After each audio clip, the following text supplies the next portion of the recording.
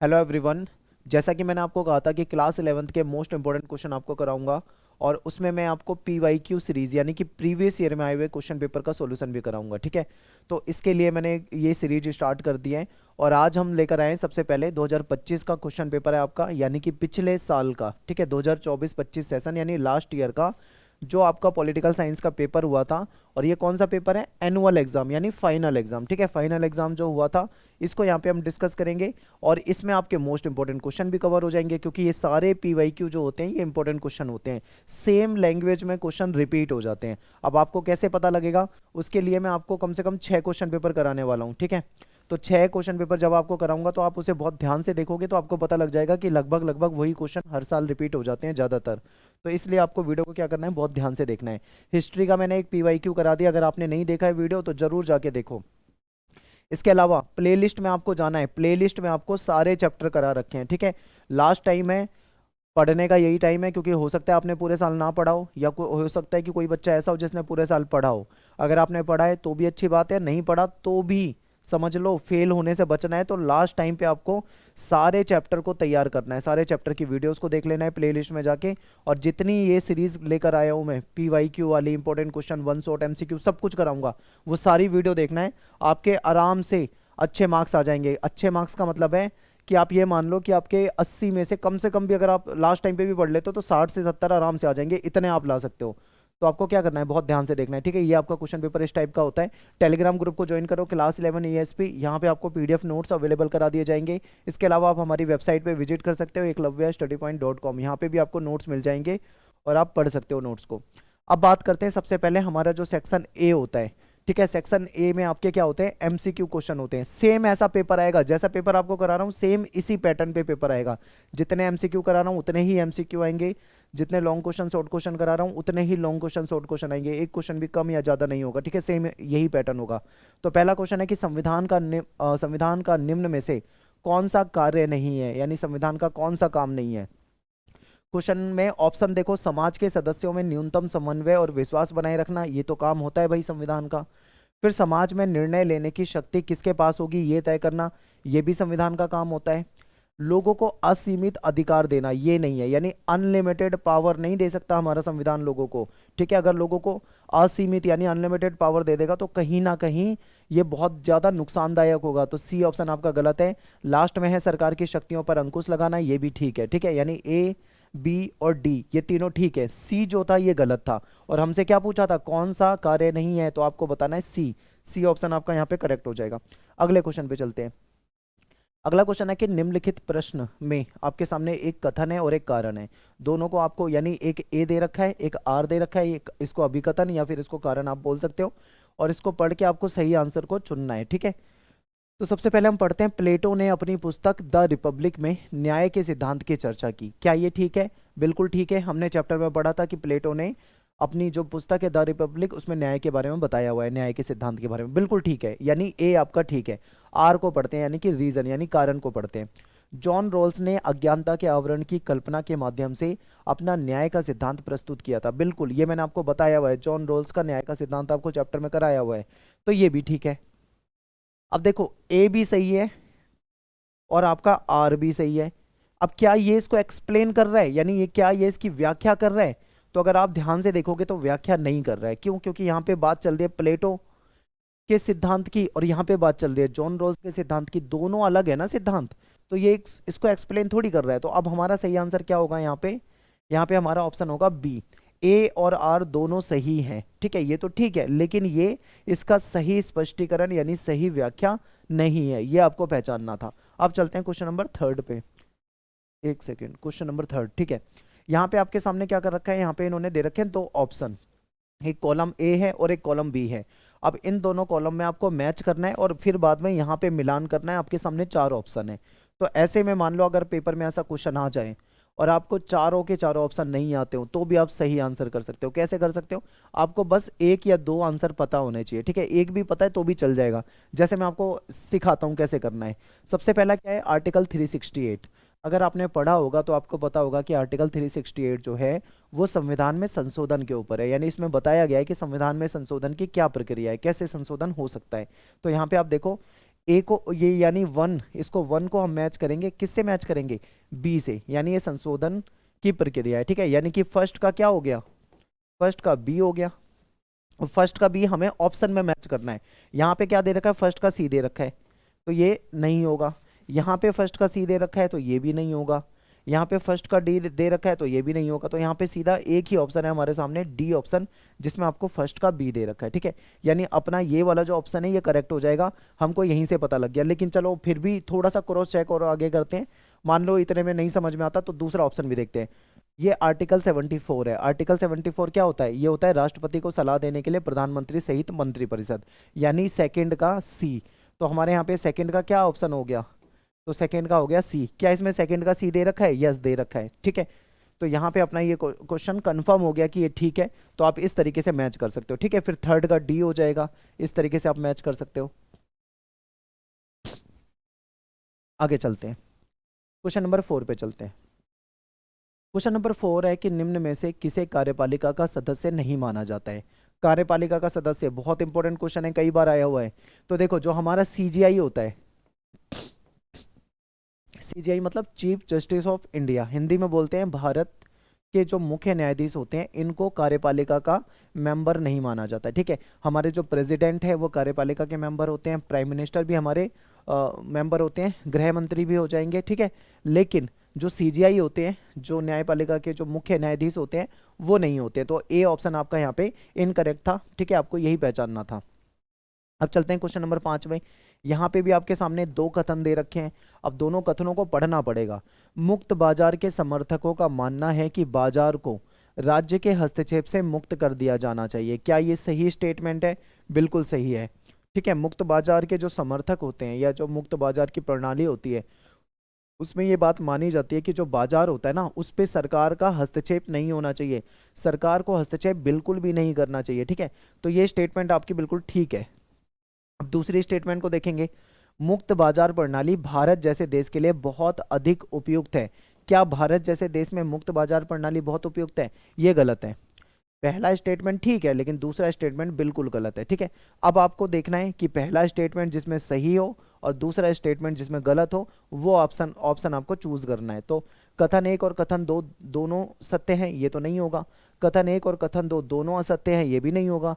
कथन 1 सत्य है परंतु दूसरा जो है असत्य है, यही तो था, यानी सी ऑप्शन आपका करेक्ट हो जाएगा, ठीक है। आपको पहचानना होगा, इस टाइप के क्वेश्चन आपके पेपर में आ रखे हैं, ऐसे ही क्वेश्चन आपके पेपर में आएंगे।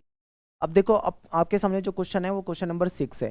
क्वेश्चन नंबर 6 में हमको क्या करना है, आपसे बोला हुआ है कि आपको कुछ घटनाक्रम दे रखे हैं, यानी कुछ घटना दे रखी है, आपको उसको कालक्रम के अनुसार अरेंज करना है, ठीक है, उसको सेट करना है कालक्रम के अनुसार। तो इसके लिए आपको क्या पता होना चाहिए, आपको पता होना चाहिए कि कौन सी घटना कब हुई है। जैसे कि मैं आपको एग्जांपल से बताता हूँ, देश में आंतरिक विद्रोह के आधार पे आपातकाल कब लगाया गया था, तो आपको पता है 1975 में देश में इमरजेंसी लगाई गई थी, और उस समय में देश में प्राइम मिनिस्टर जो थी वो इंदिरा गांधी थी, ठीक है। यानी इंदिरा गांधी के समय में 1975 में इमरजेंसी लगाई गई थी, तो हमको पता लग गया कि 1975 में हुआ था। सेकंड आपका जो पॉइंट है उसमें बताया हुआ है कि भारत के संविधान का लागू होना, यानी अपना संविधान कब लागू हुआ था, तो 26 जनवरी 1950 को हुआ था, तो यहाँ पे हम लिख देंगे 1950 को हुआ था, ठीक है। अब बात करते हैं तीसरा, कि जो 73वां और 74वां जो संविधान संशोधन है ये कब हुआ था, तो ये भी आपको पता होना चाहिए, 1992 में हुआ था, ठीक है, 1992 हो जाएगा। फिर इसके बाद जो लास्ट ऑप्शन है वो है केशवानंद भारती मुकदमा। ये बहुत फेमस मुकदमा है, बहुत ही फेमस मुकदमा है, मैंने आपको चैप्टर में डिटेल में बताया हुआ है, ठीक है। डिटेल में जानना है तो आपको क्या करना है, चैप्टर की वीडियो देखनी पड़ेगी। तो ये कब की घटना है, ये 1973 की घटना है। अब आपको क्या करना है, अब आपको ये सारे ऑप्शन देखने हैं बहुत ध्यान से, ठीक है, बहुत ही ध्यान से आपको ये सारे ऑप्शन देखने हैं। जहां पे आपको लगे कि भाई ये अरेंजमेंट सही हो रहा है, उसी में आपको टिक कर देना है। तो अगर अब मैं बात करूं, यहाँ पे मुझको कालक्रम के अनुसार लगाना है, यानी सबसे पहले कौन सी घटना हुई, तो सबसे पहले कौन सी घटना हुई, ये वाली घटना हुई, यानी कि दूसरा जो है ये सबसे पहले आएगा। अब आप देखो दूसरा आपको सबसे पहले कहाँ दिख रहा है, आपको यहाँ पे तो नहीं दिख रहा, तो आप इसको काट दो। यहाँ पे भी आपको नहीं दिख रहा, तो ये भी काट दो। अब आपके पास ए और बी दो ऑप्शन बचे हैं, ठीक है, लेकिन अब हमको कंफर्म करना है। तो 1950 के बाद कौन सी घटना हुई है, ये 1973 वाली, यानी कि 4 हो जाएगा, ठीक है। अब देखो इन दोनों में 4 किस में है, तो 4 इसमें है, तो ये आपका करेक्ट हो जाएगा। लेकिन फिर भी हम और कंफर्म करेंगे। फिर ये 1950 हुआ, 1973 हुआ, उसके बाद 1975, यानी कि पहला और फिर लास्ट में जो बच गया है ये ऐसे हो जाएगा, ठीक है। 2413, 2413 ये आपका कंफर्म आंसर हो जाएगा, बी ऑप्शन आपका यहाँ पे करेक्ट हो जाएगा, ठीक है। अब बात करते हैं क्वेश्चन नंबर 7 पे। भारत सरकार की मंत्रिपरिषद की अधिकतम संख्या जो है वो डैश हो सकती है। तो लोकसभा जो होती है ना, देखो राज्यसभा तो बिल्कुल काट दो, जहां पे भी राज्यसभा है वो बिल्कुल काट दो, ये तो होता ही नहीं है। लोकसभा, लोकसभा से डिसाइड होता है। तो लोकसभा की जो संख्या होती है, ठीक है, मेंबर होते हैं, उसका 15%, ठीक है, उसका 15% हो सकता है। तो यानी सेवंथ में बी ऑप्शन आपका करेक्ट हो जाएगा, सेवंथ का बी ऑप्शन, ठीक है। आगे चलते हैं, अगला क्वेश्चन, गलत जोड़े को पहचानिए। इसमें कोई ना कोई गलत जोड़ा है, आपको उसको पहचानना है। तो चलिए समझते हैं। नए राज्यों का प्रवेश के लिए साधारण बहुमत चाहिए होता है, बिल्कुल ठीक है। लास्ट वाला देखते हैं, राज्य व केंद्र के मध्य में शक्तियों का अगर वितरण करना है तो विशेष बहुमत चाहिए, प्लस बिल्कुल ठीक है, आधे राज्यों के द्वारा अनुमोदन चाहिए होता है, ये भी आपका ठीक है। यानी ए और डी बिल्कुल ठीक है। सी की बात करें, संविधान में संशोधन करना है तो विशेष बहुमत चाहिए, ये भी ठीक है। लेकिन ये गलत है, यानी कि बी ऑप्शन गलत है। मूल ढांचा, विशेष बहुमत और आधे राज्यों के द्वारा अनुमोदन, ये नहीं। आप संविधान के मूल ढांचे, यानी कि मान लो जो हमारी संसद होती है वो संविधान के मूल ढांचे के साथ चेंज नहीं कर सकते, बदलाव नहीं कर सकते, ठीक है। इसी पे तो वो मुकदमा हुआ था। तो यानी बी ऑप्शन आपको पहचानना था, ये गलत जोड़ा है। इसके बाद क्वेश्चन नंबर 9 पे चलते हैं। नागरिकों के लोकतांत्रिक अधिकारों का दावा सबसे पहले डैश में किया गया था। यानी नागरिकों के लोकतांत्रिक अधिकार की बात चल रही है। लोकतांत्रिक अधिकार ये कौन से क्रांति में हुआ था? ऑप्शन है अमेरिकी, फ्रांसीसी, रूसी, चीनी। तो ये फ्रांसीसी क्रांति में हुई थी, ठीक है। 1789 में 1789 में फ्रांसीसी क्रांति हुई थी, जिसमें स्वतंत्रता, समानता, बंधुत्व की बात की गई थी, ठीक है। तो लोकतांत्रिक अधिकारों की बात कहाँ पे हुई है? फ्रांसीसी क्रांति में हुई है, तो आपको याद रखना है। अब बात करेंगे यहाँ पे हम क्वेश्चन नंबर 10 की। क्वेश्चन नंबर 10 में आपसे पूछा हुआ है कि भारत के विभिन्न क्षेत्रों, जो हमारे देश में अलग अलग राज्य हैं, अलग अलग क्षेत्र हैं, विभिन्न क्षेत्रों और उनकी संस्कृति यानी उनका कल्चर और धार्मिक सहिष्णुता को दर्शाने वाला सबसे बेस्ट एग्जाम्पल क्या होगा? दशहरा मेला नहीं, क्योंकि ये केवल एक धर्म को ही दर्शाएगा। कक्ष का रणोत्सव ये भी नहीं होगा। तीज मेला भी नहीं होगा, ठीक है। लेकिन गणतंत्र दिवस की परेड होगा। क्यों? क्योंकि आपने जब गणतंत्र दिवस की परेड देखी होगी, अगर आपने टेलीविजन में कभी देखी है, तो आपको देखते हो कि अलग अलग स्टेट का कल्चर उसमें दिखाया जाता है। उनका जो कल्चर है, धार्मिक सहिष्णुता है, ठीक है, उनकी झांकियां निकाली जाती है स्टेट वाइज। तो वो सारी थीम जो होती है वो हमको यहीं पे देखने को मिलती है। तो सी ऑप्शन आपका करेक्ट हो जाएगा। अगला क्वेश्चन है कि निम्न में से क्या एक राष्ट्र की मान्यता नहीं है? तो राष्ट्र की मान्यता के रूप में देखें तो साझे त्योहार नहीं होंगे, ठीक है। साझा भूक्षेत्र होता है, हमारा एक इतिहास भी होता है, राजनीतिक आदर्श भी होते हैं, लेकिन साझे त्योहार जो है वो यहाँ पे नहीं होता है। तो ये डी ऑप्शन आपका कट हो जाएगा। अगले पे चलते हैं, क्वेश्चन नंबर 12 पे। क्वेश्चन नंबर 12, हमारा राष्ट्रवाद जो है हमारा अंतिम आध्यात्मिक मंजिल नहीं हो सकता। मेरी शरणा स्थली में तो मानवता है, मैं हीरो की कीमत पर शीशा नहीं खरीदूंगा। जब तक मैं जीवित हूं देशभक्ति को मानवता पर कदापि विजय नहीं होने दूंगा। ये कथन किसने कहा था? ये किसी की स्टेटमेंट है, किसी विद्वान व्यक्ति ने ये स्टेटमेंट दी थी। तो किसने दी थी? ऑप्शन में है रविंद्रनाथ टैगोर, महात्मा गांधी, सुभाष चंद्र बोस या अरविंद घोष। अब इसमें से क्या है इसका सही आंसर? रविंद्रनाथ टैगोर, ठीक है। ए ऑप्शन आपका यहाँ पे करेक्ट हो जाएगा, ठीक है। बिल्कुल आपको ये देखने थे। तो यहाँ पे हमने 12 एमसीक्यू करे हैं, और आप मुझे कमेंट में बताओ कि ये 12 एमसीक्यू अगर सेम आपके पेपर में आ जाते हैं तो आप इसमें से कितने क्वेश्चन के आंसर को पहले से जानते थे, आपको कितने क्वेश्चन के आंसर पता हैं, आप मुझे कमेंट में बताएं। अगर ऐसा पेपर आ जाता है तो आप कैसा स्कोर करोगे ये भी आपको बताना है, ठीक है। अब आता है सेक्शन बी। सेक्शन बी में क्या होता है? 2 नंबर वाले क्वेश्चन होते हैं, टोटल 6 क्वेश्चन, यानी 6 क्वेश्चन है और 2 नंबर के हैं, तो 12 नंबर का अपना सेक्शन बी बन जाता है, ठीक है। अब बात करते हैं सेक्शन बी की। तो एक देश को संविधान की आवश्यकता क्यों पड़ती है? हमें संविधान की आवश्यकता क्यों पड़ती है? अब आपसे क्या पूछे? कोई 2 पॉइंट पूछे हैं। तो आपको पता है कि समाज में सदस्यों में न्यूनतम समन्वय विश्वास बनाए रखने के लिए हमको किसकी आवश्यकता पड़ती है?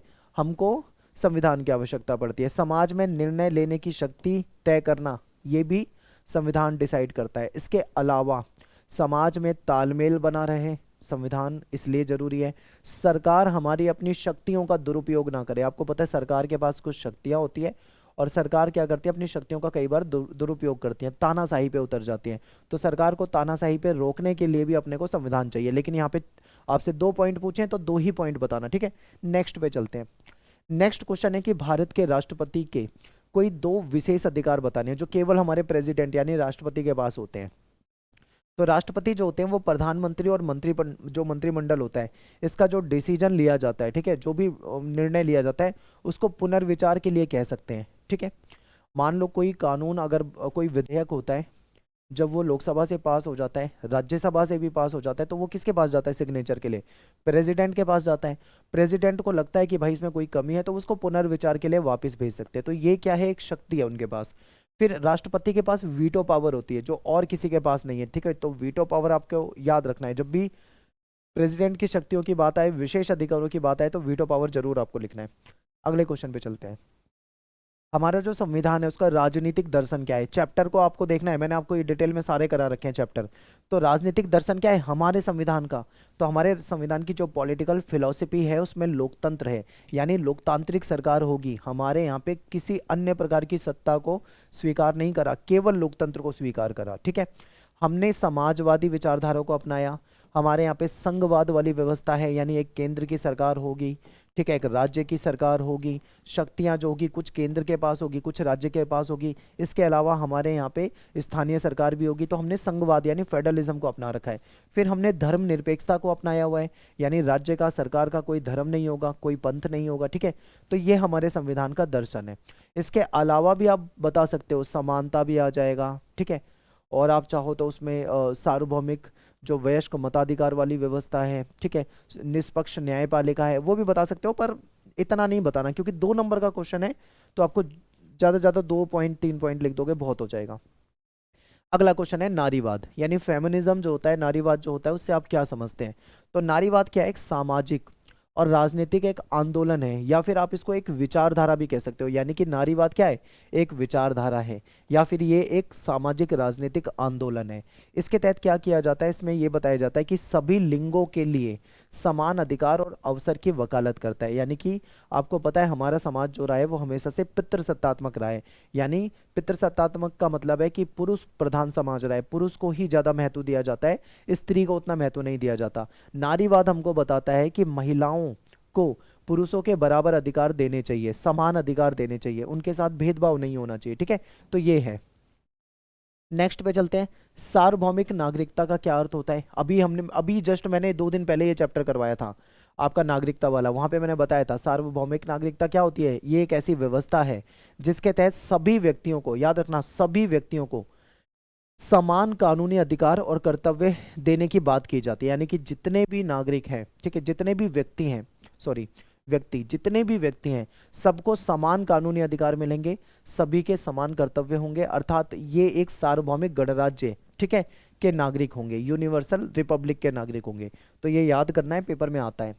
अगला प्रश्न है कि वैश्वीकरण के दौर में अब राष्ट्र अधिक प्रासंगिक नहीं रह गया। यानी आज के समय में हम देखें, वैश्वीकरण का समय चल रहा है, वैश्वीकरण का दौर चल रहा है, तो जो राष्ट्र है अब ज्यादा प्रासंगिक नहीं रह गया, इसके बारे में आपको बताना है। तो वैश्वीकरण को अक्सर क्या देखा जाता है? राष्ट्रीय संप्रभुत्ता के प्रतिवाद के रूप में देखा जाता है। ऐसा माना जाता है कि वैश्वीकरण जब से आया है, कहीं ना कहीं जो राष्ट्र है, राष्ट्र कमजोर हो रहे हैं। और खासकर जो सरकार होती है, जिसको हम राज्य कहते हैं, सरकार भी कमजोर होने लगी है। सरकार अब अपना ध्यान जो है कुछ मुख्य कामों तक, जैसे कानून बनाना, सुरक्षा स्थापित करना, यहीं तक रखती है अपने आप को सीमित। ज्यादा जन कल्याणकारी योजनाओं की तरफ सरकारें ध्यान नहीं दे रही हैं। ऐसा कहा जाता है कि वैश्वीकरण के आने के बाद हुआ है, ठीक है। आमतौर पर ऐसा माना जाता है कि वैश्वीकरण ने राष्ट्रीय संप्रभुत्ता को भी नष्ट कर दिया है और ये इसकी सीमाओं को अप्रचलित बना देती है। तो ऐसा किसमें कहा गया है? वैश्वीकरण में कहा गया है, ठीक है। वैश्वीकरण के दौर के कारण पूरी दुनिया में ये चीजें देखने को मिलती है। करेंगे सेक्शन सी। सेक्शन सी में हमारे 4 नंबर वाले क्वेश्चन होते हैं, ठीक है। टोटल 5 क्वेश्चन है, 4 नंबर वाले हैं, तो टोटल 20 नंबर का सेक्शन बनता है। तो इसमें क्वेश्चन नंबर 19 है हमारा कि संवैधानिक उपचारों के अधिकार को डॉक्टर अंबेडकर ने संविधान की आत्मा और हृदय की संज्ञा दी थी, ठीक है। इसके बारे में आपको बताना है। तो ये क्वेश्चन भी मैंने आपको चैप्टर में डिटेल में बताया था। आपको पता होगा कि जो संवैधानिक उपचारों का अधिकार है, ये कौन सा अधिकार है? ये हमारा एक ऐसा मौलिक अधिकार है जो हमको कोर्ट तक जाने के लिए परमिशन देता है। यानी मान लो कोई अगर हमारे मौलिक अधिकारों का हनन करता है, ठीक है, मान लो कोई हमारे मौलिक अधिकार का हनन कर रहा है, तो हम हाई कोर्ट में जा सकते हैं या सुप्रीम कोर्ट में जा सकते हैं। तो ये हमें यही अधिकार देता है। तो चलिए इसको समझते हैं। तो ये अधिकार जो है अन्य अधिकारों को प्रभावी बनाता है। जब हमारे किसी अधिकार का उल्लंघन होता है तो हम कहाँ पे जाते हैं, न्यायालय के माध्यम से उसका उपचार कर सकते हैं। यानी कि मान लो कोई मौलिक अधिकार हनन कर रहा है तो हम कोर्ट में जा सकते हैं। यदि ये मौलिक अधिकार है तो सीधे हम सुप्रीम कोर्ट यानी सीधा सर्वोच्च न्यायालय जा सकते हैं। वैसे तो अगर मौलिक अधिकार का हनन होता है तो आप हाई कोर्ट में भी जा सकते हो, या अगर आप हाई कोर्ट नहीं जाना चाहते तो आप सुप्रीम कोर्ट में भी जा सकते हो। ठीक है, दोनों ऑप्शन आपके लिए खुले रहते हैं। इसीलिए अम्बेडकर ने इसको क्या कहा है, इसको संविधान का हृदय और आत्मा माना है। तो ये बहुत इंपॉर्टेंट है। क्वेश्चन नंबर 20 देखिए, लोगों को बुनियादी जरूरतें उपलब्ध ना करा पाना भी उनके साथ न्याय ना करने के बराबर है। इस कथन का विश्लेषण करना है। ठीक है, तो पेपर में क्वेश्चन सीधा नहीं आता, थोड़ा थोड़ा घुमा के पूछते हैं। यानी कि लोगों को अगर बुनियादी जरूरतें नहीं पूरा कर पा रहे हो तो इसका मतलब आप उसको न्याय नहीं कर रहे हो। ठीक है, ये सरकारों के लिए है, तो इसके बारे में बताना है। तो देखिए, ये सुविधाएं व्यक्ति और समुदायों को एक स्थायी और स्वस्थ जीवन शैली सुनिश्चित करने के लिए महत्वपूर्ण होती है।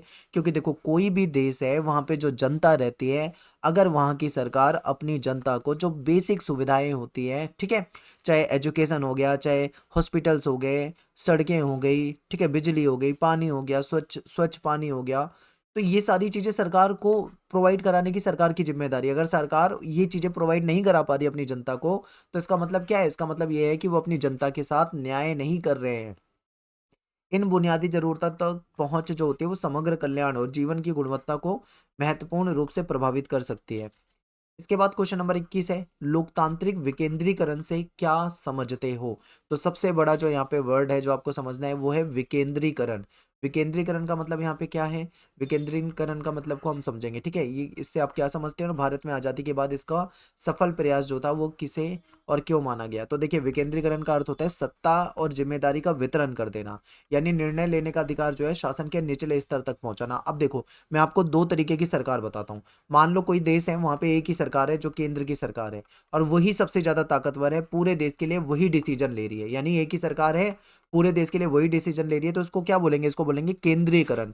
लेकिन अगर मान लो केंद्र की कोई ऐसा देश है जहाँ पे केंद्र की सरकार भी है और राज्य की सरकार भी है, या फिर मान लो कोई और भी स्थानीय स्तर की सरकार भी है, तो यहाँ पे पावर किसके पास है, केंद्र की सरकार के पास कुछ शक्तियां हैं, कुछ शक्तियां राज्य की सरकार के पास है और कुछ शक्तियां स्थानीय सरकार के पास है। यानी कि केंद्र की सरकार ने शक्तियों को बांट दिया, किसको बांट दिया, राज्य की सरकार को या स्थानीय सरकारों को। तो ऐसे सत्ता के सिस्टम को हम विकेंद्रीकृत कहते हैं। ठीक है, यानी कि इसका मतलब क्या है कि सत्ता और जिम्मेदारी का वितरण कर देना, यानी डिसीजन लेने का अधिकार जो है वो शासन के निचले स्तर तक पहुंचे, यानी केवल एक ही सरकार शासन का डिसीजन नहीं लेगी।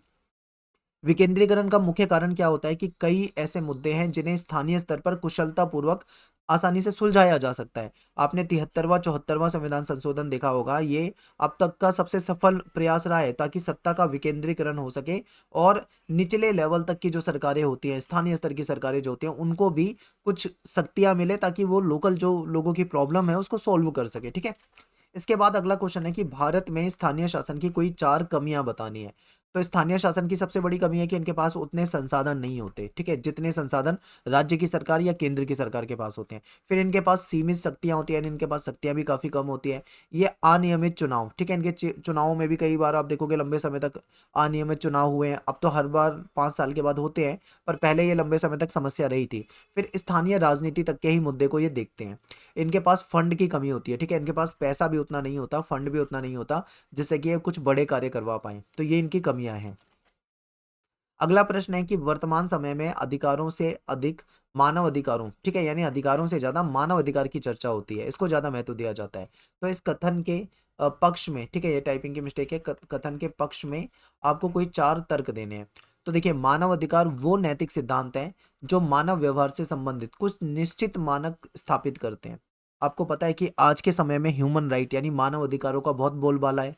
तो ये मानव अधिकार जो है स्थानीय और अंतर्राष्ट्रीय कानूनों द्वारा नियमित होते हैं, यानी लोकल जो कानून होते हैं वो भी इस पे लागू होते हैं और जो इंटरनेशनल कानून होते हैं वो भी इस पे चलते हैं। ये अधिकार जो होते हैं प्राय ऐसे आधारभूत अधिकार होते हैं जिन्हें ना छीने जाने योग्य माना जाता है। और ठीक है, यानी इन अधिकारों को लोगों से छीना ही नहीं जा सकता है। और ये भी माना जाता है कि ये अधिकार किसी व्यक्ति को जन्मजात अधिकार होते हैं, यानी सबको प्राप्त होते हैं। जैसे मान लो हमें जीवन जीने का अधिकार है, हमें स्वतंत्रता का अधिकार होना चाहिए। ठीक है, तो ये सब इसमें आ जाते हैं। व्यक्ति की आयु, उसका जो प्रजाति मूल है, उसका जो निवास स्थान है, उसकी भाषा, उसका धर्म आदि, इन अधिकारों पर कोई प्रभाव नहीं होता। ठीक है। आदमी का जन्म कहाँ पे हुआ है कोई कुछ मैटर नहीं करता, वो किस जगह पे रहता है ये भी मैटर नहीं करता, उसका भाषा क्या है, उसका धर्म क्या है ये भी मैटर नहीं करता। सबको मानव अधिकार मिलने चाहिए, चाहे वो किसी भी धर्म का हो, किसी भी जाति का हो, कहीं का भी रहने वाला हो, ये बातें मानव अधिकार में होती है। ठीक है, इसीलिए आज के समय में अधिकारों से ज्यादा ये जो ह्यूमन राइट है यानी मानव अधिकारों की चर्चा आपको ज्यादा देखने को मिलेगी। इसी में अगला क्वेश्चन है कि मानव जीवन में अधिकारों के किन्हीं चार महत्व बताने हैं। तो अधिकार एक व्यक्ति की स्वतंत्रता स्वाधीनता को संरक्षित करने के लिए बहुत जरूरी होते हैं। आप सभी जानते हो कि अगर हमको अधिकार नहीं मिलेंगे ना तो हम अपना विकास नहीं कर पाएंगे। ठीक है, अधिकार जो होता है एक व्यक्ति के अधिकारों और कर्तव्यों को स्पष्ट करता है कि उसके क्या अधिकार है, उसके क्या कर्तव्य है, समाज के प्रति, उसके अपने धर्म के प्रति, अपनी राजनीति के प्रति, अपने देश के प्रति क्या उसके कर्तव्य है, ये सब हमें उससे पता लगती है। फिर समाज के अलग अलग स्तर पर उनके संरक्षण को भी सुनिश्चित करना जरूरी है। अधिकारों के बिना कोई व्यक्ति अपने जीवन को, ठीक है, संघर्ष में ही गुजारने के लिए मजबूर होगा। आप याद करो जब अंग्रेजों का शासन था, अंग्रेज जो थे भारतीयों को अधिकार नहीं देते थे। ठीक है, स्वतंत्रता नहीं थी, समानता नहीं थी, बिल्कुल भी अधिकार नहीं थे भारतीयों को, उनके साथ बहुत भेदभाव होता था, बहुत गलत तरीके से पेश आते थे अंग्रेज। तो उस समय क्या था, मानव अपना विकास नहीं कर सकता था क्योंकि गुलामी में था। तो यही है कि अधिकार मानव के जीवन में बहुत ज्यादा जरूरी होते हैं, इसके महत्व को आपको पेपर में बताना है। ठीक है, अगला क्वेश्चन है कि एक देश के नागरिकों को जागरूक होने पर उस देश में लोकतंत्र सफल हो सकता है, ये बताना है। बिल्कुल सही, क्योंकि देखो किसी भी देश में अगर लोकतंत्र को सफल करना है तो लोकतंत्र को सफल करने के लिए आपको कहीं ना कहीं लोगों को जागरूक करना पड़ेगा। यानी कि जो लोग सजग हैं, सजग का मतलब जागरूक है, यानी जागरूकता, सजगता जो होती है वो प्रजातंत्र यानी लोकतंत्र को का आधार होती है। ठीक है, अब यहाँ पे दो शब्द है, प्रजातंत्र भी कहा जाता है इसको, लोकतंत्र भी कहा जाता है। तो जागरूकता जो होती है वो क्या होती है, प्रजातंत्र का आधार होती है। जनता जितनी जागरूक होगी, जितनी सतर्क होगी, जितने अपने अधिकार और कर्तव्य के प्रति उसको जानकारी होगी, उतना ज्यादा वहां पे क्या होगा, लोकतंत्र जो होगा सफल हो पाएगा। अगर लोगों को अपने अधिकार ही नहीं पता है, लोग अपने कर्तव्य ही नहीं जानते हैं, लोग जागरूक ही नहीं है, तो लोकतंत्र वहां पे सफल नहीं हो सकता। ठीक, अब बात करेंगे हम यहाँ पे सेक्शन डी की। तो सेक्शन डी में आपके 4 नंबर वाले क्वेश्चन होते हैं और टोटल 3 क्वेश्चन होते हैं। ठीक है, तो इस तरीके से आपका 12 नंबर का टोटल सेक्शन डी बन जाता है। इसमें आपका एक कार्टून वाला क्वेश्चन होता है जो इस तरीके से है। अब आपके सामने एक कार्टून है, एक बार आप इसको बहुत ध्यान से देखो। अब कार्टून को आपने देख लिया है, तो क्वेश्चन है कि जनहित याचिका क्या होती है।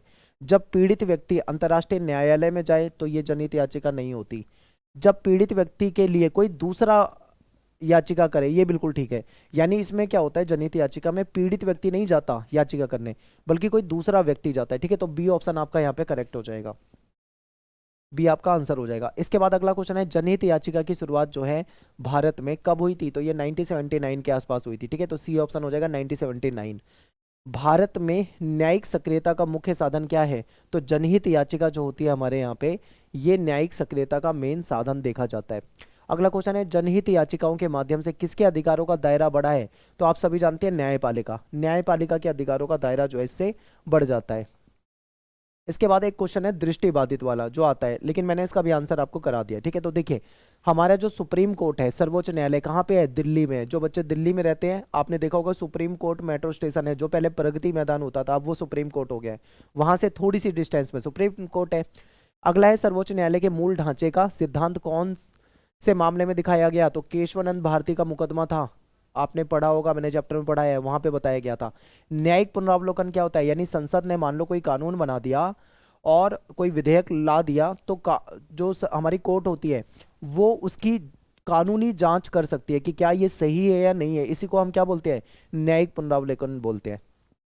अगला है, उच्चतम न्यायालय का मौलिक क्षेत्राधिकार क्या होता है। केंद्र और राज्य के मध्य में जो विवाद हो जाए या दो राज्यों के बीच में जो विवाद हो जाते हैं उसको सुलझाने का काम करते हैं। ठीक है, तो ये हो जाएगा। अब इसी में हमने एक करा पैसेज, सॉरी कार्टून करा। कार्टून के बाद अब हम कर रहे हैं मैप। ठीक है, मैप के बाद हम देखेंगे, मैप के बाद जो हमारा क्वेश्चन होगा वो पैसेज वाला होगा। ठीक है, यानी कि कार्टून, मैप और पैसेज, ये 3 क्वेश्चन इसमें होते हैं। तो आपके सामने मैप है, इसमें हाईलाइट कर रखा है सी यानी यूपी, ये ए यानी सिक्किम, डी यानी कि महाराष्ट्र और बी यानी कि तेलंगाना। ठीक है, ये आपके सामने हाईलाइट कर रखा है। जिस बच्चे का क्वेश्चन पेपर है उसने भर रखा है, लेकिन ये गलत भर रखा है। ए में उसने क्या कर रखा था, गलत बता रखा था। ठीक है, ये सिक्किम है।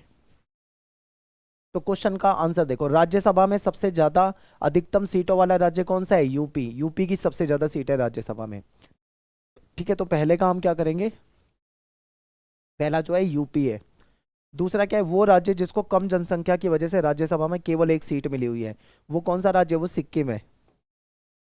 वैसे तो और भी बहुत सारे राज्य हैं जिनको एक ही सीट है, लेकिन यहाँ पे मैप में पूछा हुआ है तो वो सिक्किम है, ठीक है। वो राज्य जिसे द्विसदनात्मक, जहाँ पे विधायिका है, अब वैसे तो वो महाराष्ट्र में भी है, तेलंगाना में भी है, लेकिन यहाँ पे महाराष्ट्र आएगा, महाराष्ट्र, ठीक है, समझ जाना महाराष्ट्र। लास्ट जो है ये भारत का नवीनतम राज्य है, ये तेलंगाना है। सबसे नया राज्य कौन सा है? तेलंगाना, तेलंगाना, ठीक है। अब यहाँ पे हमें मानचित्र में संबंधित अक्षर देखना है, तो हमें मानचित्र में जाना पड़ेगा। यानी यूपी के लिए सी है और सिक्किम के लिए ए है, तो यूपी के लिए सी है, सिक्किम के लिए ए है। अब वापस से आते हैं मैप में। यहाँ पे महाराष्ट्र के लिए डी दे रखा है, तेलंगाना के लिए बी दे रखा है, ठीक है। महाराष्ट्र के लिए डी दे रखा है, तेलंगाना के लिए बी दे रखा है, तो ये आपको टेबल यहाँ पे भरनी थी, ठीक है। तो ये आपका हो जाएगा क्वेश्चन। इसके बाद आपका यहाँ देखो, यहाँ पे आंसर भी है, यहाँ पे तो आंसर पहले से ही टाइप कर रखे हैं, ठीक है। इसके बाद बात करते हैं, ये एक और दृष्टिहीन वाले बच्चों का है, तो इसको भी पढ़ देते हैं हम। राज्यसभा सदस्यों का कार्यकाल कितना होता है? 6 साल का होता है, हमने पढ़ा हुआ है। और ये राज्यसभा एक ऐसा सदन होता है जिसको कभी भंग नहीं किया जाता, ये स्थायी सदन है, ठीक है। फिर गठबंधन सरकार का दौर किस वर्ष से माना जाता है? 1989। आपको पता है कि इंदिरा गांधी की मृत्यु हो जाती है 1984 में, उसके बाद राजीव गांधी आते हैं, ठीक है, और उनको सीट मिलती है 415। आज तक कभी भी हमारे देश में किसी को 400 प्लस सीटें नहीं मिली, लेकिन राजीव गांधी को उस समय मिली थी, इंदिरा गांधी की मृत्यु के बाद, सहानुभूति के रूप में, ठीक है। लेकिन उसके बाद जब अगला चुनाव होता है 1989 में, तब से सब कुछ बंटाधार हो जाता है। यानी 1989 के बाद जितनी भी सरकारें बनी थी वो सारी की सारी गठबंधन की सरकार बनी थी, और लगभग 11 सरकारें बनी और लगातार गठबंधन की बनी, ठीक है। तो इसलिए इसको क्या कहा जाता है? गठबंधन का दौर कहा जाता है। फिर 2014 आता है, 2014 में मोदी जी की सरकार आती है जो कि पूर्ण बहुमत की सरकार होती है। हालांकि वो भी गठबंधन के साथ ही थी, एनडीए के साथ, लेकिन वो उनको बहुमत मिल गया था, ठीक है। निजी विधेयक क्या होता है? प्राइवेट, जिसको बिल कहा जाता है। तो ये ऐसा विधेयक होता है जिसमें जो विभाग का मंत्री है, संबंधित विभाग का मंत्री, वो नहीं लेकर आ रहा, उसके अलावा कोई दूसरा मेंबर लेकर आ रहा है, तो उसको प्राइवेट बिल के रूप में हम जानते हैं, ठीक है। फिर शून्यकाल क्या होता है? ये वो समय होता है जब संसद के जो सदस्य होते हैं, यानी जो सांसद होते हैं, वो तत्काल सार्वजनिक महत्व का मुख्य जो मुद्दा होता है, ठीक है, उसको उठा सकते हैं इसमें। तो ये आपके लिए इंपॉर्टेंट था, पूछा जाता है। इसके बाद बात करते हैं 26वां पैसेज है। एक बार आप इस पैसेज को पढ़ लो, ठीक है। मैं साइड हो जाता हूँ, एक बार आप इसको पढ़ लो, इसका स्क्रीनशॉट ले सकते हो। इसके बाद फिर मैं चलता हूँ सीधा क्वेश्चन पे। क्वेश्चन है कि निम्नलिखित में से किस प्रकार की असमानता को नहीं बदला जा सकता? प्राकृतिक असमानता को नहीं बदला जा सकता, ठीक है। इसके बाद है सामाजिक असमानता को किसने जन्म दिया है? हमारे समाज ने। समाज में ही तो सामाजिक असमानता होती है, तो सी ऑप्शन हो जाएगा। सामाजिक असमानता को कैसे दूर किया जा सकता है? एजुकेट करके लोगों को, ठीक है। लोगों को क्या कर सकते हैं? लोगों को शिक्षा देकर, जागरूक बनाकर। इसके बाद आता है आपका खंड ई। खंड ई में क्या होते हैं? आपके लॉन्ग क्वेश्चन होते हैं। आपको पता है भारत की चुनाव प्रणाली में आज के समय में बहुत सारी ऐसी चीजें हैं जो कि ठीक नहीं है, ठीक है, बेकार चीजें होती जा रही हैं। तो वर्तमान समय में आप ऐसे कौन कौन से अवरोध है जो देखते हो? तो आपको पता है हमारी राजनीति में अपराधीकरण हो रहा है, यानी जो हमारे नेता हैं वो अपराधी प्रवृत्ति के, बहुत सारे नेता होते हैं जो चुनाव लड़ते हैं, जीत जाते हैं, बाहुबली टाइप के होते हैं, ठीक है। यानी अपराधियों का राजनीतिकरण हो रहा है, ये बहुत गलत है। दूसरा क्या है? चुनाव में पैसा बहुत ज्यादा बहाया जाता है, ठीक है, पानी की तरह पैसे को बहा देते हैं। अगला है बाहुबल का प्रयोग। जो ताकतवर हैं, बाहुबली हैं, वो अपने बाहुबल का प्रयोग करके लोगों को डरा के, धमका के कहीं ना कहीं चुनाव जीत जाते हैं। इनको राजनीतिक संरक्षण मिलता है, ये भी गलत है। जाति आधारित राजनीति बहुत होती है, ये भी बहुत गलत है, ठीक है। या सांप्रदायिक या धार्मिक कट्टरवाद भी राजनीति, धर्म के आधार पर राजनीति करना, ये भी गलत है। तो ये कुछ ऐसी चीजें हैं जो राजनीति में आपको देखने को मिलती है। अगला क्वेश्चन है, भारत में सर्वाधिक वोट से जीत की प्रणाली क्यों स्वीकार की गई?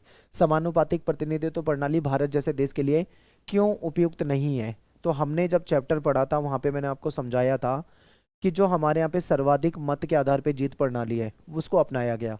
क्यों अपनाया गया? क्योंकि ये भारत की विविधता के हिसाब से बेस्ट है, ठीक है। और क्या था? ये बहुत ही सरल है, बहुत ही आसान है, इतना सिंपल है कि कोई पढ़ा लिखा आदमी नहीं है वो भी समझ जाएगा। यानी इसमें क्या होता है? जो सबसे ज्यादा वोट पाएगा वो जीत जाएगा, तो कितना सिंपल है। लेकिन जो ये दूसरी समानुपातिक प्रतिनिधित्व प्रणाली है ना, इसको समझना उतना आसान नहीं है। मैंने आपको पूरा फॉर्मूले से बता रखा है चैप्टर में कैसे कैसे होता है, ठीक है। तो चलिए समझते हैं।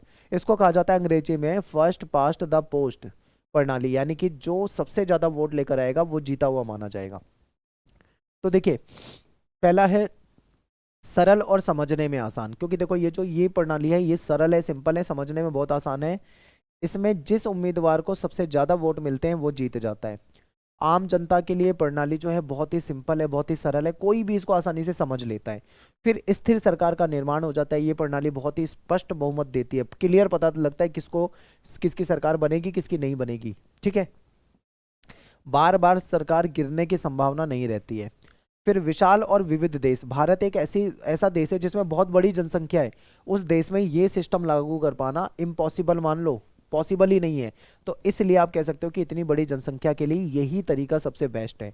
कम खर्च लगता है, कम जटिलता है, कम खर्च में ये चुनाव हो जाता है, आसान प्रक्रिया होती है। फिर ब्रिटिश विरासत, आपको पता है भारत ने ये प्रणाली ब्रिटेन से भी अपनाई है, जहां पे पहले से ये प्रचलित थी, तो हमको और आसानी हो गई इसको समझने में। अब क्या है, दूसरी दूसरी व्यवस्था थी समानुपातिक प्रतिनिधित्व प्रणाली, जो कि हमारे देश के लिए बिल्कुल भी अच्छी नहीं है। तो राजनीतिक अस्थिरता हो जाएगी, इसमें ज्यादातर गठबंधन की सरकारें बनेंगी तो बेकार है, सरकारें अस्थिर हो जाएंगी। जटिल है, कोई आम मतदाता जो पढ़ा लिखा नहीं है वो नहीं समझ सकता इसको कभी भी, ठीक है। मतगणना करना, सीटों का वितरण करना बहुत मुश्किल हो जाएगा इतने बड़े देश में। छोटे दलों की संख्या बहुत ज्यादा है हमारे यहाँ पे, ठीक है। तो बहुत सारे छोटे दल हैं जो संसद में पहुंच जाते हैं, ऐसे में निर्णय लेना बहुत कठिन हो जाएगा। और प्रशासनिक कठिनाइयां बहुत ज्यादा हैं, तो इसमें बहुत तरह की दिक्कत आएगी, राष्ट्रीय एकता का भी प्रभाव पड़ेगा, ठीक है। तो इसलिए ये जो प्रणाली है ये अच्छी नहीं है भारत के लिए। अब बात करते हैं भारत के संविधान निर्माताओं के द्वारा केंद्र सरकार को ज्यादा मजबूत बनाने के पीछे क्या कारण था। हमारे यहाँ पे दो प्रकार की सरकार है, एक केंद्र की सरकार है और एक राज्य की सरकार है। आपको पता है केंद्र की सरकार ज्यादा मजबूत है, तो केंद्र की सरकार को ज्यादा मजबूत क्यों बनाया गया है, ये आपसे क्वेश्चन में पूछा हुआ है। तो देखो ब्रिटिश शासन यानी जब अंग्रेजों का शासन था उस समय भी भारत ने एक मजबूत सरकार को देखा था, यानी अंग्रेजों के यहाँ पे जो था वो वही वाला सिस्टम था, केंद्र की सरकार मजबूत वाला। तो भारत ने इसको पहले से फील करा था, महसूस करा था। संविधान सभा के सदस्य जो हैं वो स्वतंत्रता के समय देश की एकता को सबसे ऊपर रखते थे, यानी देश में एकता होनी चाहिए, और देश में एकता तभी होगी जब केंद्र की सरकार जो होगी वो ज्यादा मजबूत होगी राज्य की सरकार से, ठीक है। फिर भविष्य की चिंताएं थी, भविष्य में क्या होगा, ठीक है, कैसे भारत चलेगा, ये सारी चीजों में भी कहीं ना कहीं एक मजबूत केंद्र की आवश्यकता थी। इसके अलावा भारतीय स्वतंत्रता, ठीक है, भारत के विभाजन के साथ आई, यानी हमने कभी भी सोचा नहीं था कि देश आजाद होएगा और उसका बंटवारा हो जाएगा, हमने कभी नहीं सोचा था। ऐसे में देश की एकता जो थी वो खतरे में आ गई, ठीक है। तो संविधान निर्माताओं ने ऐसा महसूस करा कि केवल एक मजबूत केंद्र ही भारत की एकता को नहीं बनाए, ठीक है। कहने का मतलब केवल एक मजबूत केंद्र ही भारत की एकता को बनाए रख सकता है, सॉरी, राज्य, अगर राज्य ज्यादा मजबूत होंगे तो नहीं बना पाएंगे, केंद्र होगा मजबूत तभी एकता बनी रहेगी।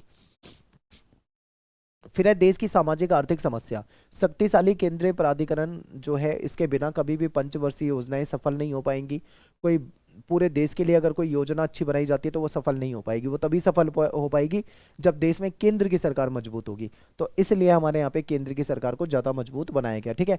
अगला क्वेश्चन है कि भारत के संविधान में कुछ राज्यों के लिए विशेष प्रावधान क्यों दिए गए, और विशेष प्रावधान को और राज्य सरकार के मध्य विवाद के बिंदु क्यों रहते हैं।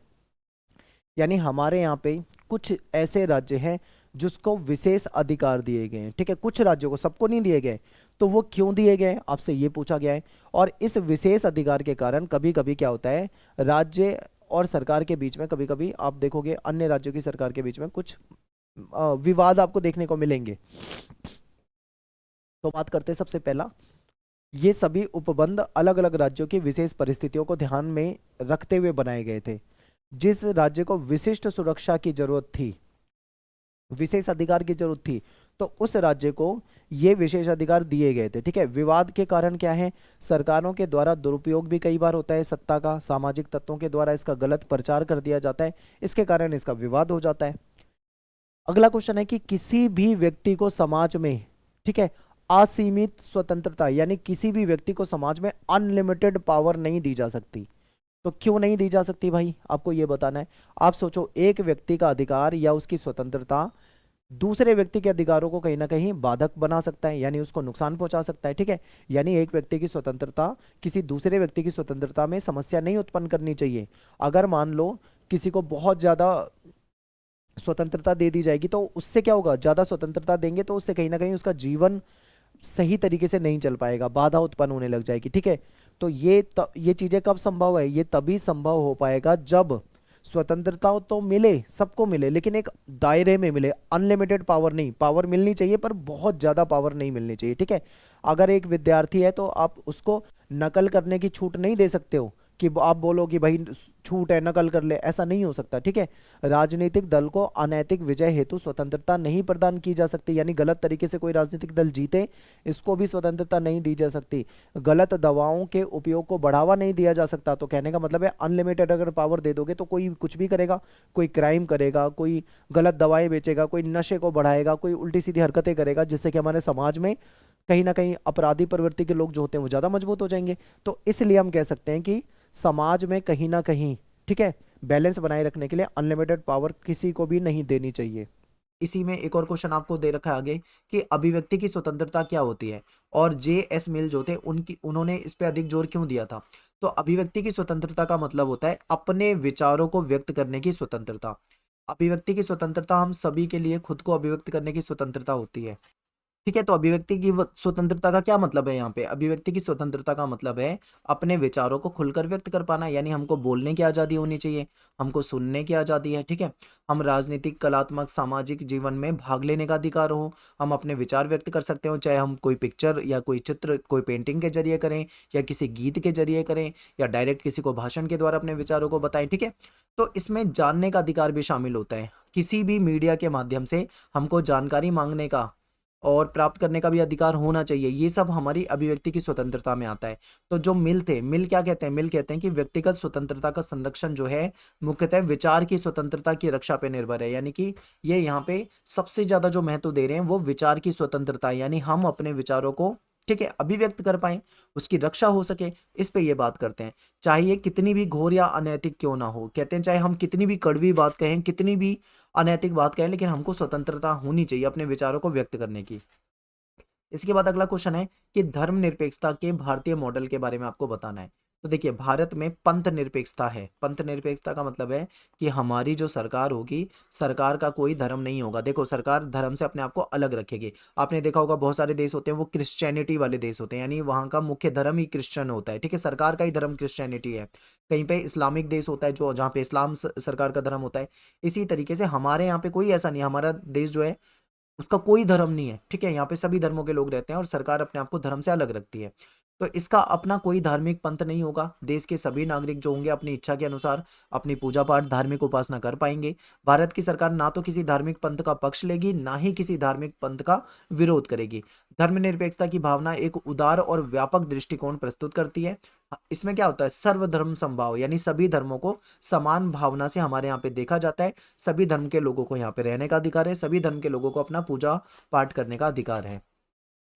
इसी में एक क्वेश्चन और है कि ये क्यों कहा जाता है कि धर्मनिरपेक्षता का मॉडल जो है पश्चिमी देश की उपज है तथा ये भारत जैसे देश के लिए अधिक उपयुक्त नहीं है। तो देखिए, भारतीय परिप्रेक्ष्य में देखें, भारत के नजरिए से देखें तो धर्मनिरपेक्षता को लेके आरोप लगाया जाता है कि ये पश्चिमी देशों से आया है, ठीक है, और इसकी जड़ें, इसकी जो उत्पत्ति है वो पश्चिम के देशों में थी। तो धर्मनिरपेक्षता पर धर्म विरोधी होने का भी आक्षेप लगा दिया जाता है कई बार, जो लोगों को धार्मिक पहचान के लिए खतरा उत्पन्न करती है।